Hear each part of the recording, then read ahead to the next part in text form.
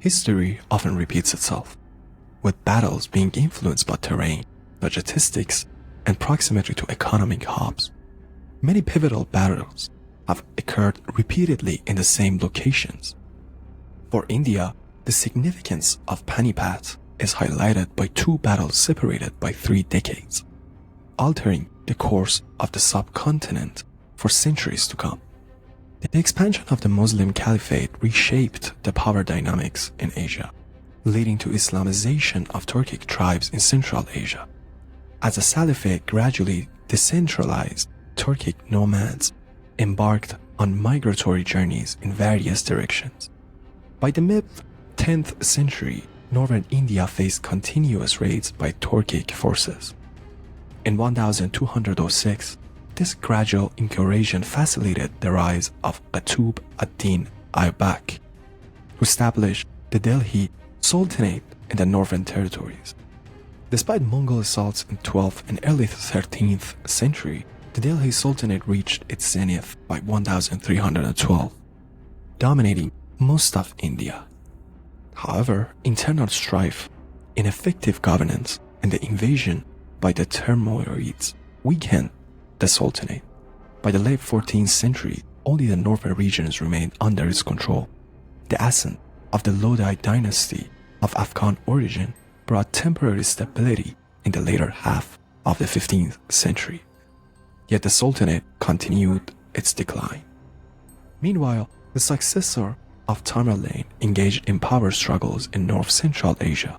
Among them, Zahiruddin Muhammad Babur inherited Fergana at the age of 11 in 1494, despite losing control of Samarkand and Fergana due to counterattacks by Timurid adversaries. Babur preserved and eventually seized Kabul in 1504 after enduring numerous challenges.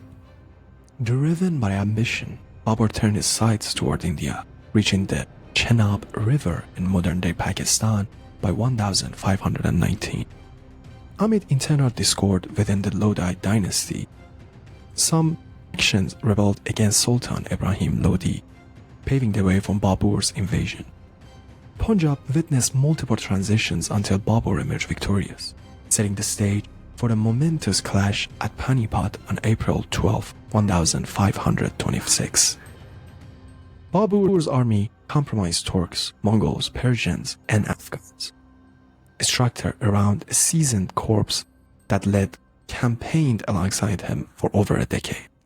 This camaraderie among troops and commanderies instilled confidence and familiarity. The main body of Babur's army consisted of horse archers wielding Lethon Turco-Mongol composite bows, complemented by infantry armed with composite bows and matchlock musketeers.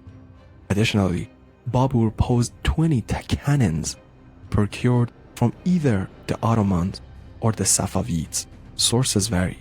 This military tactics amalgamated the Ottoman and Mongol Timurids traditions.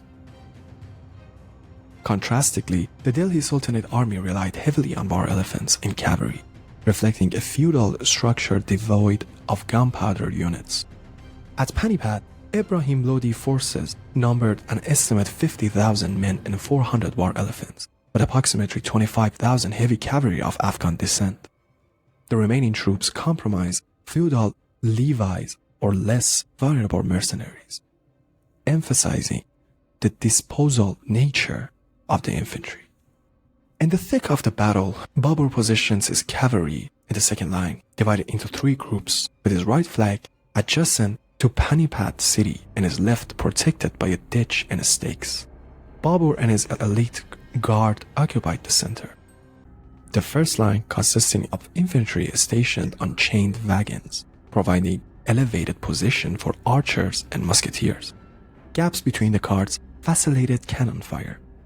Ibrahim Lodi's army led with elephants in the vanguard, followed by cavalry and infantry. The Sultan, accompanied by his 5,000-strong guard, remained in the rear, banking on numerical superiority to secure victory. However, the elephants at the forefront faltered upon encountering the unfamiliar sound of gunpowder. impending their charge. Ibrahim's left flank cavalry attempted to outflank the enemy's right, only to face staunch resistance from Babur's reinforced center. As panic ensued among the elephants, Babur seized the opportunity to execute a pincer maneuver, forcing the Sultanate army into disarray. This strategic move exposed the enemy to devastating volleys from Babur's wagons and artillery, sealing their fate on the battlefield. Babur himself spearheaded the assault, maneuvering his guard around the carts from the right side. The Sultan's forces found themselves encircled, and although Ibrahim Lodi attempted to bolster morale, it was too late to alter the battle's course. With the Sultan's demise, the action concluded. The Sultanate suffered over 20,000 casualties, leading to its dissolution. While Babur's Mughal Empire emerged relatively unscathed, Delhi fell under Babur's control, and in 1527 he achieved another significant triumph against the local Rajput confederation at Khanwa. This victory underscored the superiority of Mughal weaponry and tactics, solidifying Babur's dominance over northern India. However, his death in 1531 disrupted the consolidation efforts. Humayun, his successor, faced territorial losses to the emerging Sor Empire of Sher Shah Suri. Forced into exile, Humayun sought refuge in the Safavid court by 1514, enduring over a decade in foreign lands.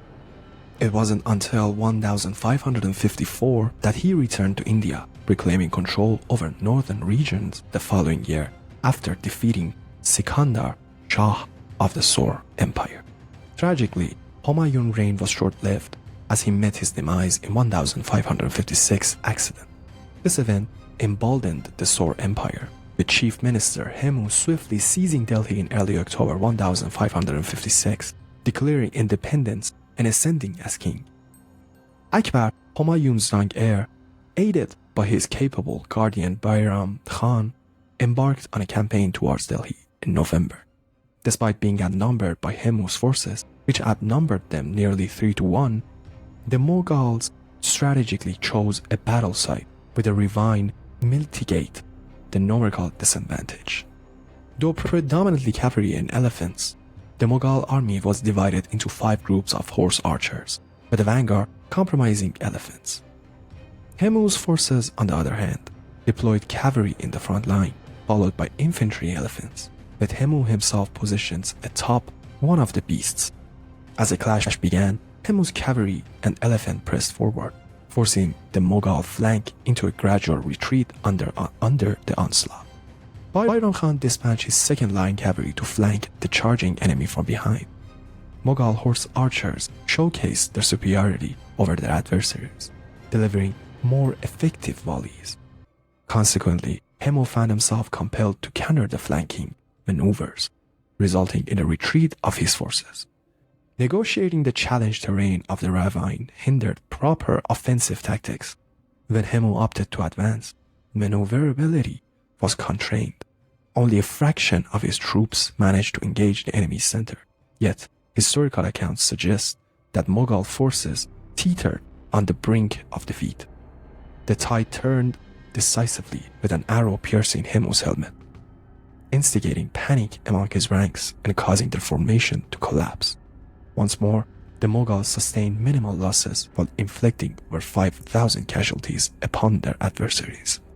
Akbar persisted in territorial consolidation, ultimately asserting Mughal dominion over more than half of India by the time of his demise.